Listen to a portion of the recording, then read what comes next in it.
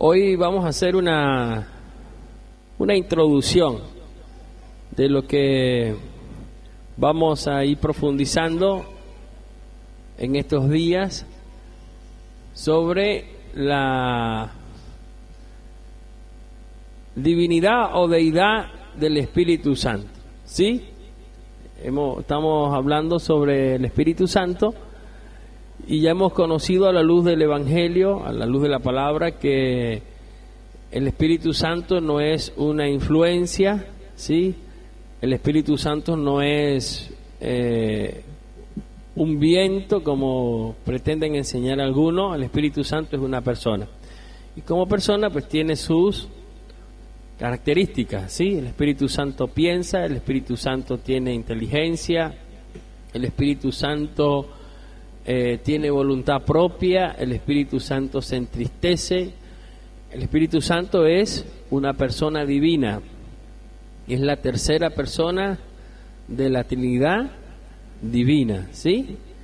Hoy vamos a comenzar hablando sobre precisamente esto, la deidad del Espíritu Santo, la deidad del Espíritu Santo o divinidad del Espíritu Santo. Vamos a indagar sobre esto. Y yo quiero que me acompañen en el libro de San Juan, Santo Evangelio según San Juan, capítulo 14, verso 26. Libro de San Juan, capítulo 14, verso 26. Allí vamos a tomar este texto como texto base, ¿sí? Para dar la enseñanza.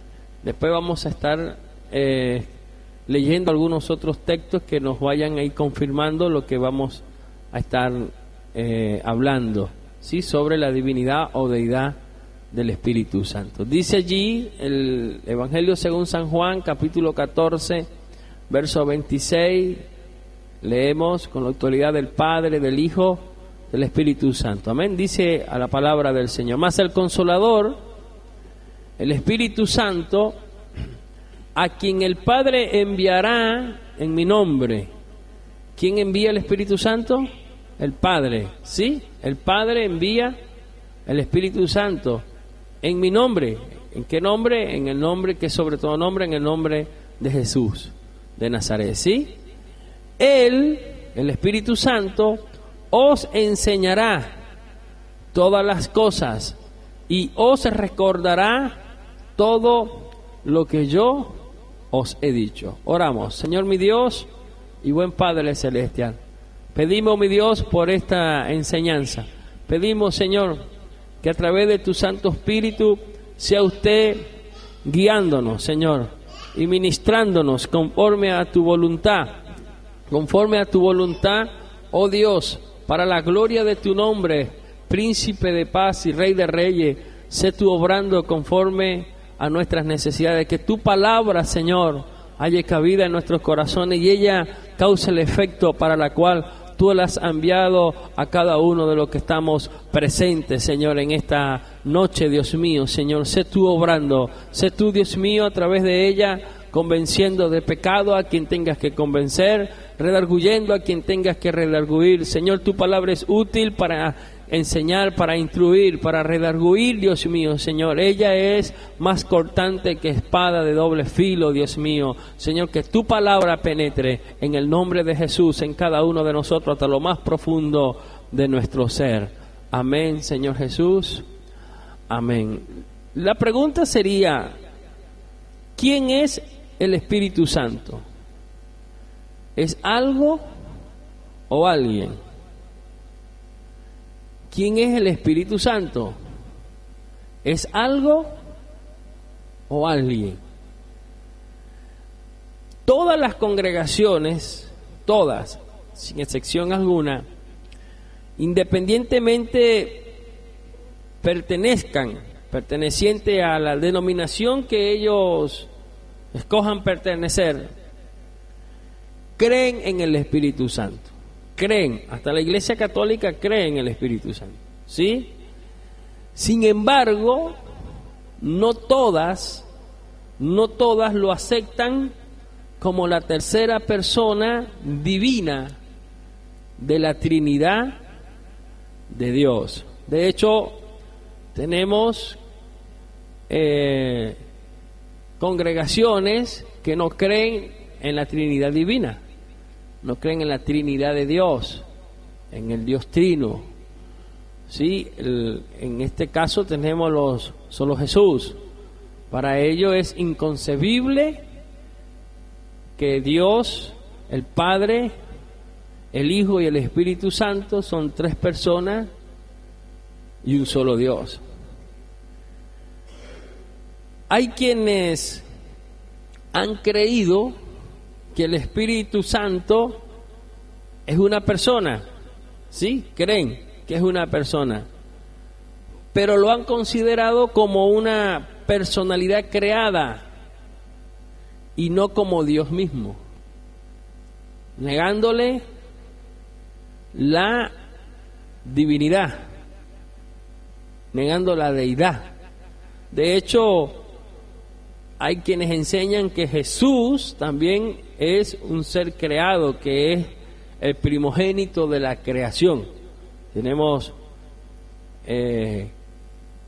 sectas, religiones que enseñan que Jesús, el mismo Jesús, no es Dios, sino que Jesús es el primogénito de la creación. Pero nosotros, a la luz de la palabra, sabemos que esto no es así. Sabemos que Jesús es Dios, porque goza de los mismos atributos que el Padre, al igual que el Espíritu Santo. ¿Sí? Estos mismos que enseñan que el Espíritu Santo es una persona, pero lo consideran como personalidad creada, se han dado cuenta que el Espíritu Santo no es algo impersonal, pero lo han considerado inferior al Padre y al Hijo. ¿Sí? Y la Biblia, sin embargo, atribuye al Espíritu Santo no solo características personales, sino que también cualidades divinas o atributos divinas. Ahora, para usted, ¿quién es el Espíritu Santo? ¿Qué considera usted? ¿Quién es el Espíritu Santo para usted? ¿Qué dices tú? ¿Qué opinas tú? El Espíritu Santo es, ¿por qué? Es Dios. Si estos atributos indican, los atributos divinos, que los vamos a ir estudiando a la luz del Evangelio, a la luz de la palabra, vamos a ir dándonos cuenta que el Espíritu Santo es Dios. En las Sagradas Escrituras, el Espíritu Santo, a pesar de que es Dios, mire que tiene una función bien específica. ¿Sí? Son tres personas diferentes y cada una de ellas, el Padre, el Hijo y el Espíritu Santo, tiene una función diferente, ¿sí? En la vida del ser humano. Cada uno cumple una función distinta. Y hay algo que nos sorprende del Espíritu Santo, que en la misma Escritura nos da testimonio, es que el Espíritu Santo, por su papel, nos asombra, por su papel en la obra de redención. ¿Por qué? Por el hecho de que nunca, oiga bien esto, nunca el Espíritu Santo llama la atención a sí mismo. Nunca. Más bien actúa de una forma humilde y nos presenta ¿a quién? Al Padre y al Hijo. Y enfoca la atención sobre ellos y nunca sobre sí. Qué cosa, ¿no? Qué cosa tan espectacular, que cuando nosotros estudiamos la palabra del Señor, nunca vamos a encontrar a esta persona divina, como es el Espíritu Santo, llamando la atención sobre sí misma. No es ególatra, no es egocéntrica, sino que Él siempre enfoca ¿a quién? Al Padre y al Hijo. ¿Sí? La llamada Trinidad es el tema, es uno de los temas más profundos de la palabra del Señor, del Evangelio, de los que es un tema tan profundo y es un tema tan polémico, hermano, que ha causado muchas controversias entre congregaciones enteras, ¿sí? Y nosotros podemos ser testigos de eso. Vemos cómo hay quienes aceptan la doctrina de la Trinidad, hay quienes no la aceptan. Ahora, el Padre es Dios, ¿sí? El Hijo es Dios y el Espíritu Santo es Dios. Y hay quienes les cuesta aceptar esta realidad. El Padre es Dios, el Hijo es Dios, el Espíritu Santo es Dios. Y los tres gozan de unos atributos divinos, ¿sí? De atributos divinos. Gozan de una divinidad. Amén. Entonces, este es un tema, hermano, que como a veces yo digo en el seminario, cuando estamos dando el seminario, que ya va a comenzar el fin de este mes, la última semana, y hay temas que se tocan allí en el seminario, y les he dicho, son temas que hay que tomarlos con pinza y hay que hilar muy finitos para no confundirnos. Y este es un tema muy polémico, y es un tema que tenemos nosotros que aprender, por decirlo de una manera, a dominarlo, ¿sí? Y debemos aprender a hilar muy finito.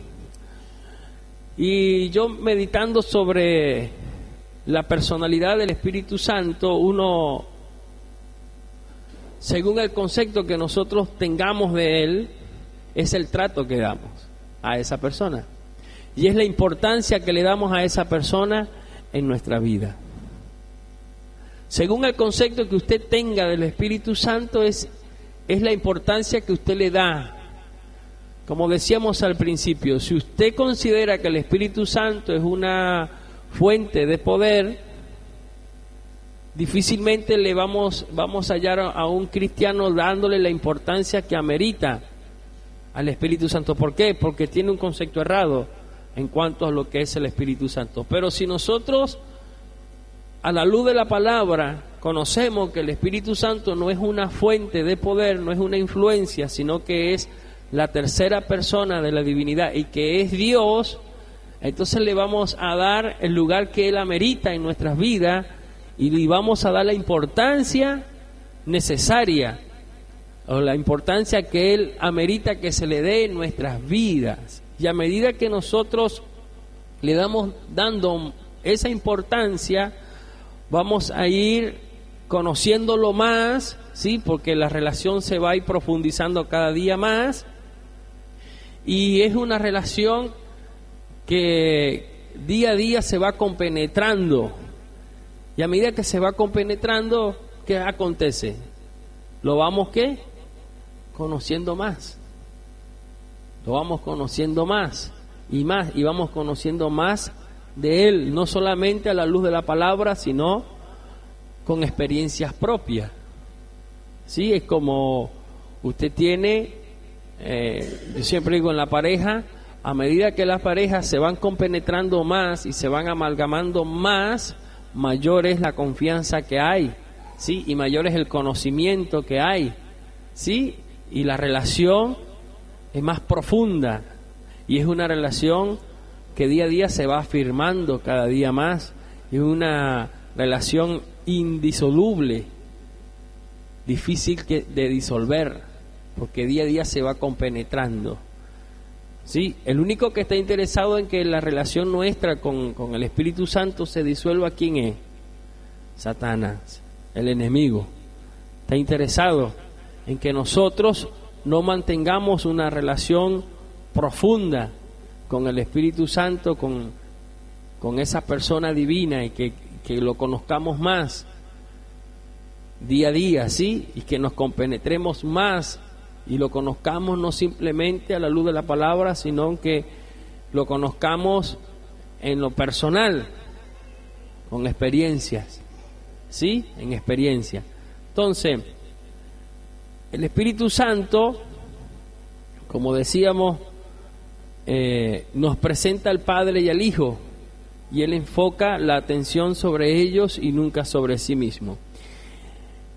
Estas tres divinidades o divinas personas no constituyen tres dioses. Ese es otro error que por allí se enseña. Los testigos de Jehová, como no aceptan la doctrina de la Trinidad, y cuando le hablamos de la Trinidad, ellos creen que nosotros somos politeístas, que creemos en tres dioses. No, porque como ellos no reconocen la doctrina de la Trinidad de Dios, y cuando conversamos y se le habla a ellos sobre esta verdad bíblica, ellos consideran que nosotros somos politeístas e idólatras, y decimos, o dicen ellos, que nosotros estamos fuera de sí, que estamos mal, porque ellos al no reconocer la Trinidad piensan que nosotros tenemos tres dioses distintos, y la realidad es que no es así. Si estas tres divinas personas no constituyen tres dioses, sino que hay tres personas divinas, pero un solo Dios, ¿sí? Existe una esencia de naturaleza espiritual llamada en Hechos. Vamos al libro de Hechos, capítulo 17, verso 29, y allí se le llama a esta esencia de naturaleza espiritual en Hechos 17:29, es llamada la divinidad. Hechos 17:29. Hechos 17:29. Vamos a ver qué nos dice el libro de Hechos, capítulo 17, verso 29. ¿Sí? 17:29. ¿Lo tiene? Leemos. Dice así: siendo pues linaje de Dios, no debemos suponer que la divinidad sea semejante a oro o plata o piedra, escultura de arte y de imaginación de hombre. Miren lo que dice: siendo pues linaje de ¿qué? De Dios. Y aquí está incluyendo, la palabra Dios está incluyendo las tres personas divinas, ¿sí? Entonces, en este versículo, capítulo 17, verso 29, la esencia de la naturaleza espiritual es llamada como divina, ¿sí? Y en Romanos 1:20, vámonos a Romanos 1:20 y después Colosenses 2:9. Romanos capítulo 1, verso 20. Estos son estudios, hermanos, que muy pocas son las congregaciones que les gusta tratar. Vamos a encontrar, pocas son las congregaciones que le dan prioridad a estudiar lo que es la Trinidad de Dios, lo que es la deidad, la divinidad del Espíritu Santo. Libro de Romanos capítulo 1, verso 20, dice así: porque las cosas invisibles de Él, su eterno poder y deidad, se hacen claramente visibles desde la creación del mundo, entendiéndose por medio de las cosas hechas, de modo que no tienen excusa. ¿Cómo se le declara acá? A esa esencia natural de la naturaleza divina, ¿cómo se le declara? Esa esencia espiritual, deidad. Y Colosenses 2:9 se le llama de igual forma deidad, de deidad, ¿sí? Y divinidad y deidad son términos que se refieren a Dios. Divinidad y deidad son términos que se refieren única y exclusivamente a ¿quién? A Dios, ¿sí? La divinidad es singular, no es que existen tres divinidades, no, es una sola divinidad. No hay tres divinidades independientes, existe una sola, y esa sola y única divinidad se descompone en las tres personas: Padre, Hijo y Espíritu Santo. Entonces podemos declarar, en último análisis, podemos decir que llamamos Dios ¿a quién? A la divinidad, que es una, ¿sí? Y la componen tres seres iguales en naturaleza. Nótese que donde nosotros leímos, dice allí que el Padre enviaría ¿a quién? Otro consolador. Esa palabra otro implica que Dios iba a enviar a otro igual que Jesús. Igual, no uno diferente, ¿sí? Para ejercer la misma función, que en el original se lee Paracletos, un compañero que iba a estar con nosotros siempre. Y a ese otro, semejante a Jesús, igual al Padre, es el Espíritu Santo, que está allí para precisamente confortarnos, consolarnos, ¿sí? Entonces, esta divinidad la componen tres seres iguales en naturaleza. Entonces es correcto que nosotros declaremos que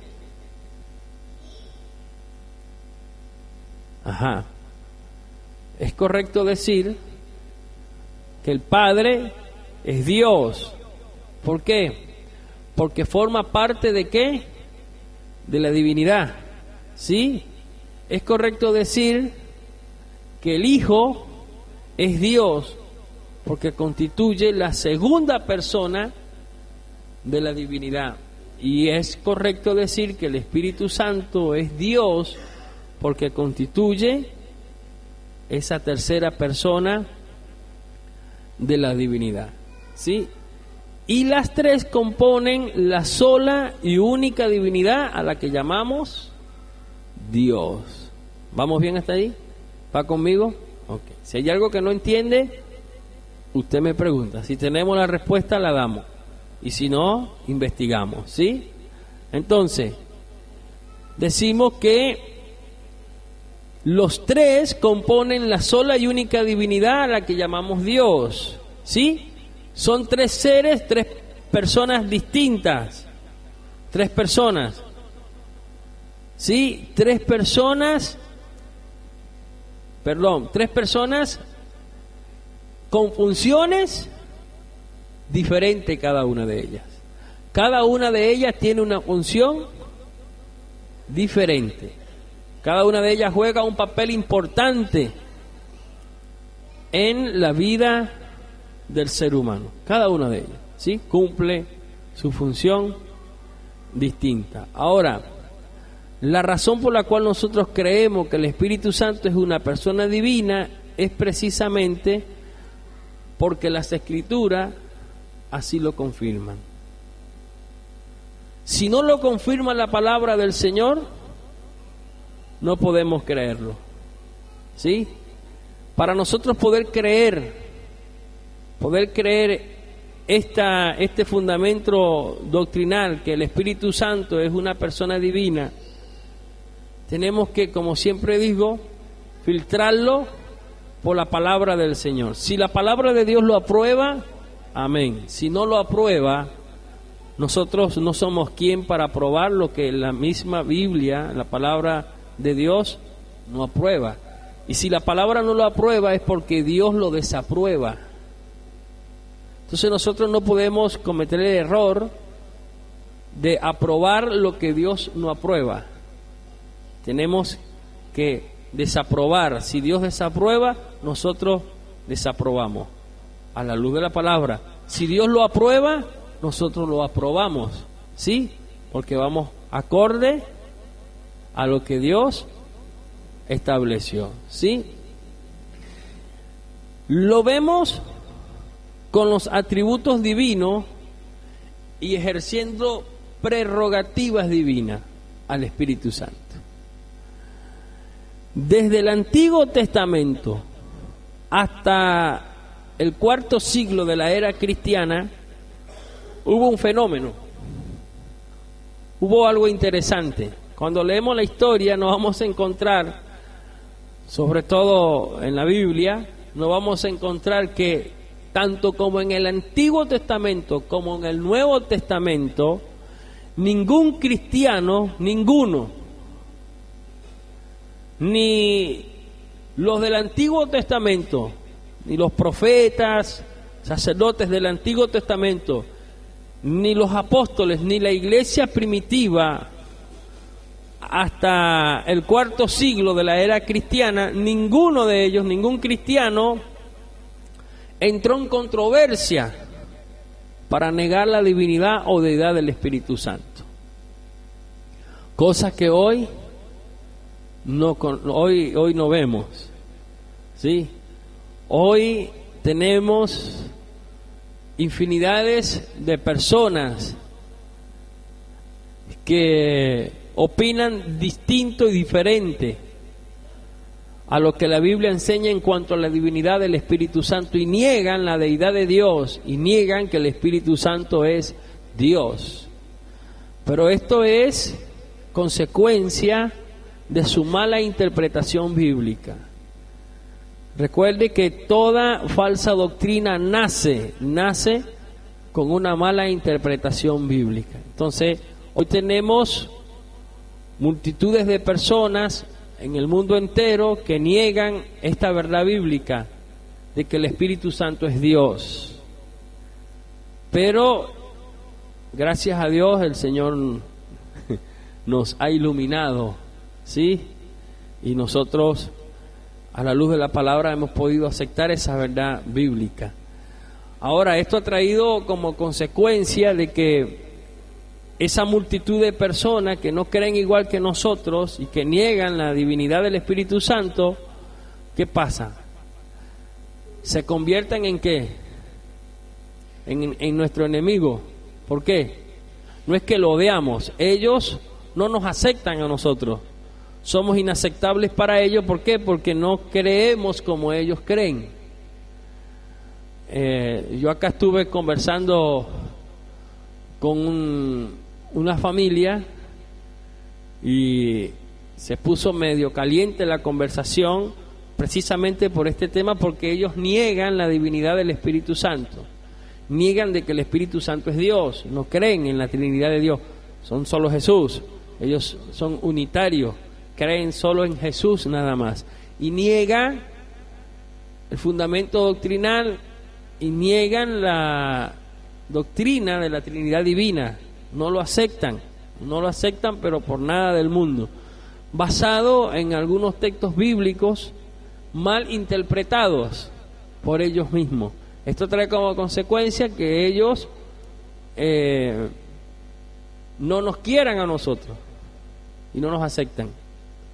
Entonces, esto no se vio, esta polémica que hoy vemos en el mundo entero, no se vio ni en el Antiguo Testamento, desde el Antiguo Testamento hasta el cuarto siglo de la era cristiana. Todos concordaban. Estoy hablando de la era cristiana, los cristianos de esa época hasta el cuarto siglo. Todos concordaban de esta verdad bíblica, de que el Espíritu Santo es Dios. En el Antiguo Testamento nosotros nos vamos a encontrar en muchas oportunidades la expresión Jehová dijo, o así dijo Jehová. ¿Verdad que sí? Hay profetas que hablaban y decían así dice Jehová. Eso lo vamos a encontrar en el Antiguo Testamento. Pero también lo vamos a encontrar con la expresión el Espíritu de Jehová dijo. Eso lo vamos a encontrar en el Antiguo Testamento. Sí, en el Antiguo Testamento vamos a encontrar profetas, hombres de Dios que dijeron que cuando hablaron en nombre de Dios decían así dijo Jehová, y si no también decían, en su expresión decían, así dice el Espíritu de Jehová o el Espíritu de Dios. ¿Sí? Es algo allí interesante que nosotros tenemos que tomar en cuenta.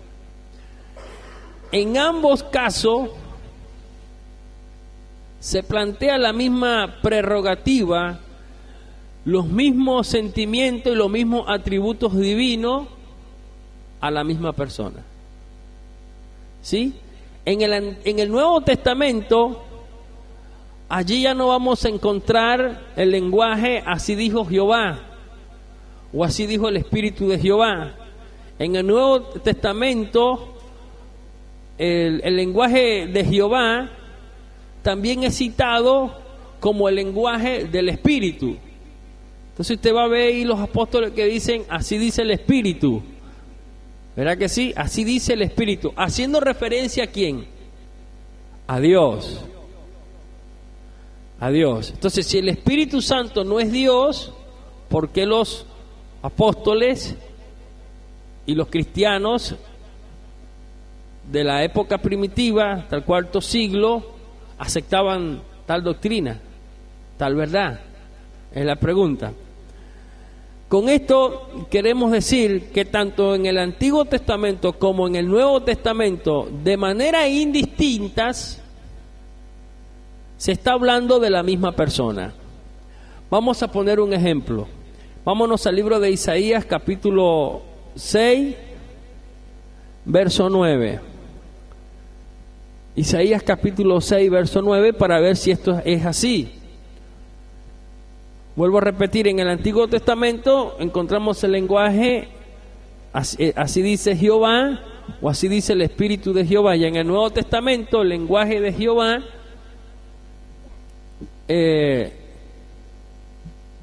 vamos a encontrar que dice así dice el Espíritu, así dice el Espíritu del Señor o el Espíritu Santo, haciendo referencia ¿a quién?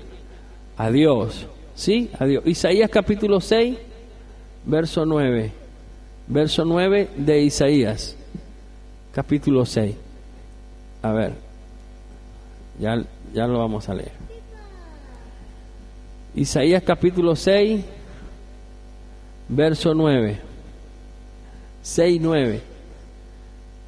Ya va, hermano, estoy ubicándome acá. Ajá. Dijo pues: anda y di a este pueblo, oíd bien, pero no entendáis. Ved por cierto, pero no comprendáis. ¿Sí? ¿Quién está hablando allí? Dios. ¿Sí? Dios está hablando al profeta. Vámonos al libro de Hechos, creo que es Hechos 28, 25 al 26. Hechos 28, 25 al 26. Hechos 28, 25 al 26. 28. 25 y 26. Dice: y estando en desacuerdo unos con otros, se despidieron luego que Pablo añadió una palabra más.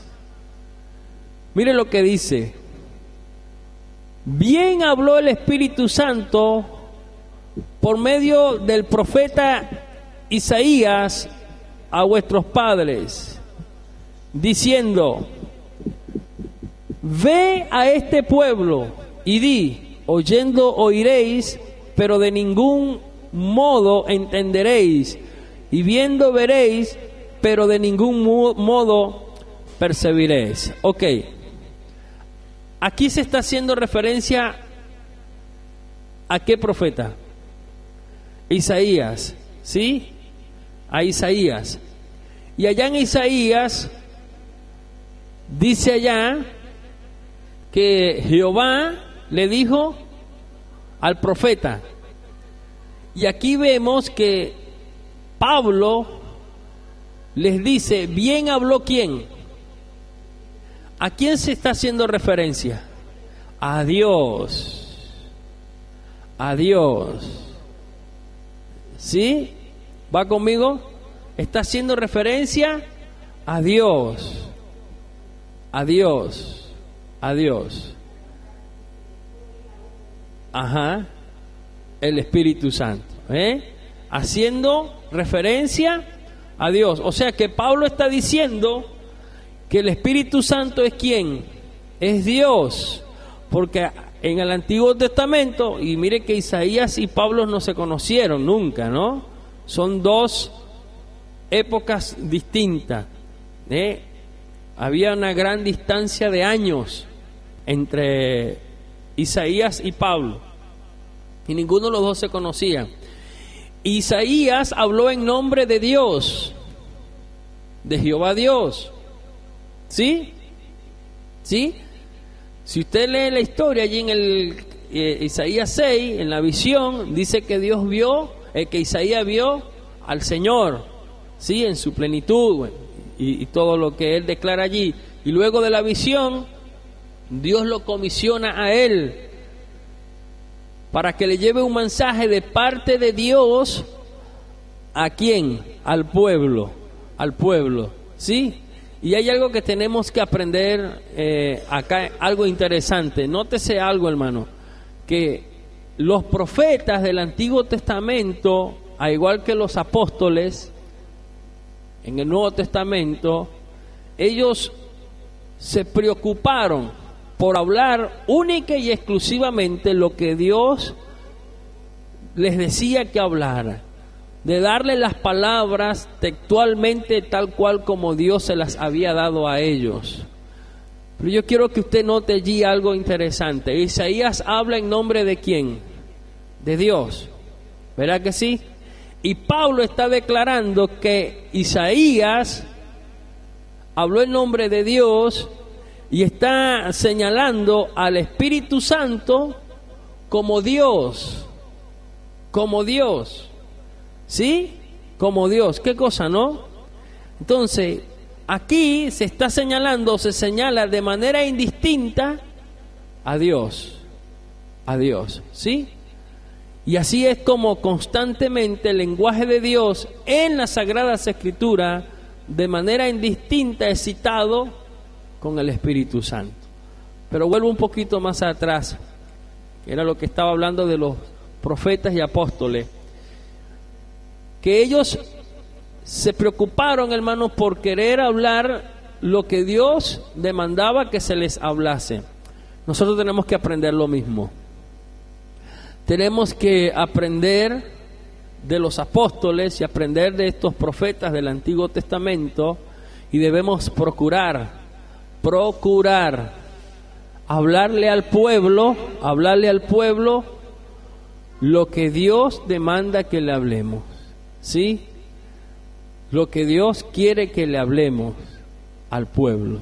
Cuando usted y yo nos preocupamos por hablarle al pueblo lo que Dios quiere que se le hable, ese mensaje que transmitimos al pueblo de parte de Dios, a la congregación, a los oyentes, va a causar un efecto en la vida del receptor, del que está recibiendo el mensaje.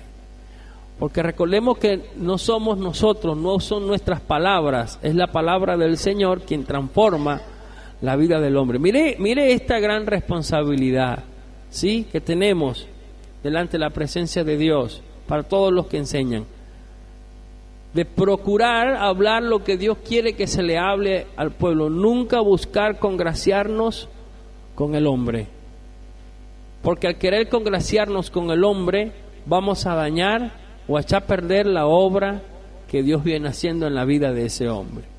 Entonces, por muy duro que sea el mensaje, por muy crudo que sea la enseñanza, si viene de Dios a nuestra vida para darla, tenemos que darla, porque esa enseñanza, por muy cruda que nosotros la demos de parte de Dios, bajo la guianza del Espíritu Santo, va a causar un efecto en la vida de los que están oyendo. ¿Y cuál es el efecto que va a causar?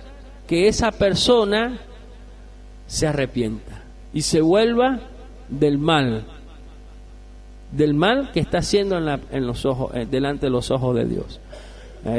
Ruth tuvo, cuando fuimos allá, que ustedes fueron a la iglesia en Abiateray, vemos que se estaba dando una enseñanza y el mensaje fue crudo, pero esa enseñanza causó un efecto en la vida de aquellos que estaban haciendo lo que no era debido delante de la presencia de Dios. Y cuando se hace el llamado, los que estaban viviendo lo que a Dios no le agradaba que vivieran, esa noche pasaron, y estamos hablando de cristianos evangélicos, esa noche pasaron ¿a qué? A la reconciliación con el Señor. Se vieron confrontados con la palabra, pero esa palabra causó un efecto en la vida de los oyentes, una reconciliación con el Señor. Tanto así que hasta el día de hoy, esos hermanos que habían tomado la decisión de abandonar la congregación donde ellos estaban, ahora están allí perseverando. Se vieron confrontados, pero se causó un efecto.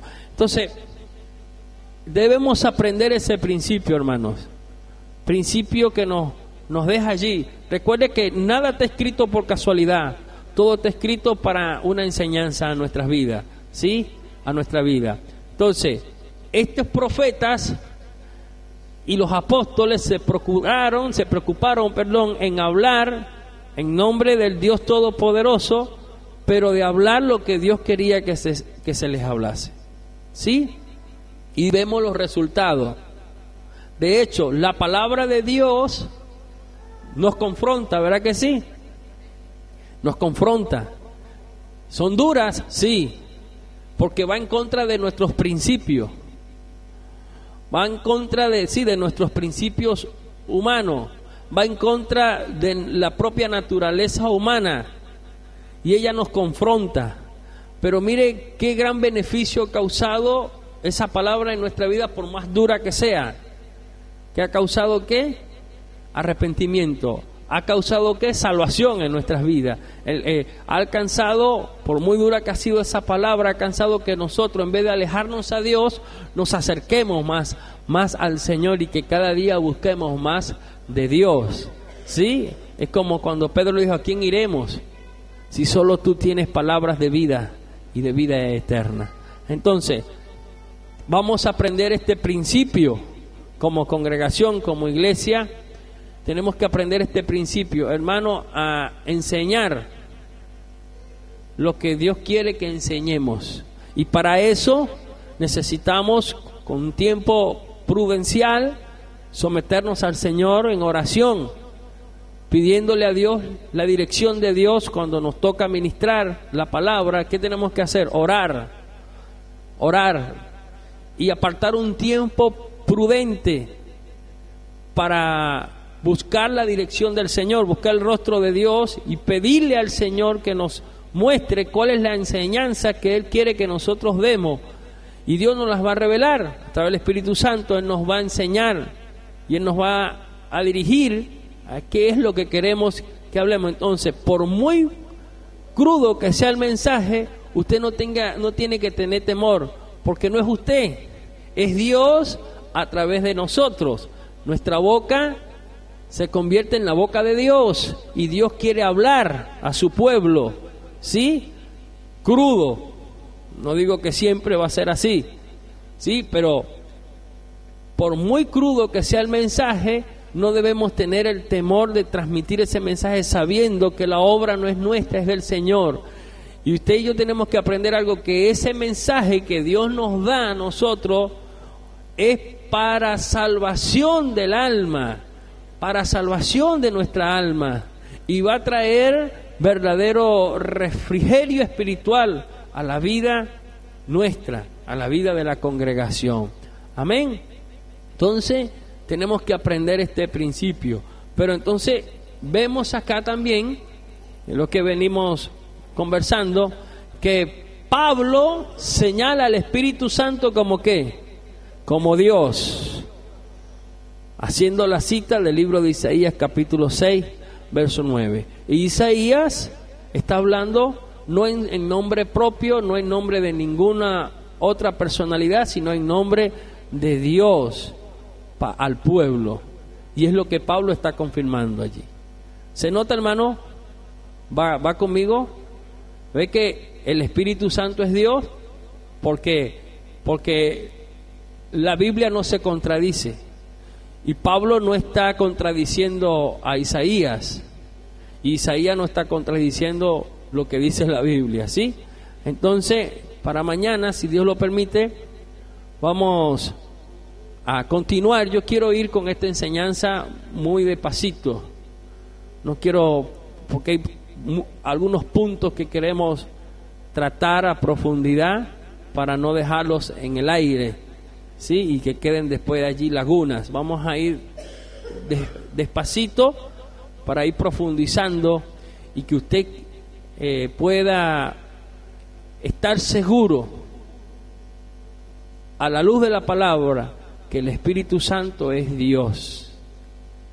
Y cuando esto acontezca en nosotros, que a la luz de la palabra conozcamos que es Dios, yo estoy seguro de que le vamos a dar la importancia que se amerita darle a esa persona divina, tercera persona divina del Espíritu Santo en nuestras vidas, porque es necesario dársela.